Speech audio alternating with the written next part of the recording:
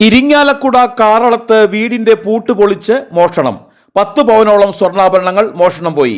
മോഷ്ടാവിനായി Kattoor police അന്വേഷണം ഊർജിതമാക്കി. കാറളം നന്ദിയിലെ ഗെയിൽ ഓഫീസിന് സമീപം താമസിക്കുന്ന പൊന്നാരി പ്രേമന്റെ വീട്ടിലാണ് മോഷണം നടന്നത്. പ്രേമന്റെ സഹോദരനെ ആശുപത്രിയിൽ കൊണ്ടുപോയി തിരികെ വന്നപ്പോഴാണ് മോഷണ വിവരം അറിയുന്നത്. പ്രേമന്റെ ഭാര്യ ജോലിക്കും മക്കൾ സ്കൂളിലും പോയതിനാൽ വീട്ടിൽ ആരുമുണ്ടായിരുന്നില്ല.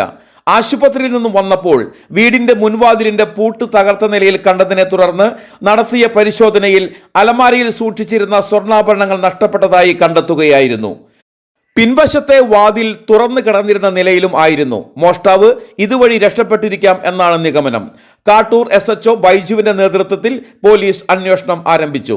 ഡോഗ് സ്ക്വാഡും വിരലടയാള വിദഗ്ധരും സ്ഥലത്തെത്തി പരിശോധന നടത്തി. പ്രദേശത്തെ CCTVകൾ ഉൾപ്പെടെ കേന്ദ്രീകരിച്ചാണ് അന്വേഷണം പുരോഗമിക്കുന്നത്.